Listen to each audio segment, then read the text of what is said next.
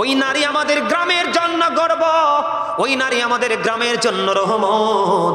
তার মতো একটা বউ যদি আমার ঘরে পেতাম, আপনি কেমন করে এমন বউ পাবেন? পাবেন না। কারণ প্রত্যেকটা ঘরে ঘরে যদি নামাজি পর্দাশীল মেয়ে তৈরি করতে পারেন, প্রত্যেকটা ঘরে ঘরে অটোই পর্দাশীল বউ চলে আসবে। আপনার মেয়েকে পাঠান পেন্সিল শু পরে শপিং কমপ্লেক্সে, মেয়ের ক্ষেত্রে শপিং কমপ্লেক্স আর বউয়ের ক্ষেত্রে অত্যন্ত পর্দাশীল, তাহলে আপনি সঠিক বিবেচনা কম বাবা হতে পারেননি। কথা বলেন না কেন?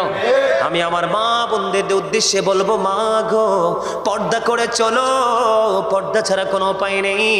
আমার বন্ধু হযরতে আব্দুল্লাহ আসতেছে নবীজির কদমে, মাইমুনা সহ বন্ধুরে আমার আরেকজন ছিলেন নবীজির দরবারে।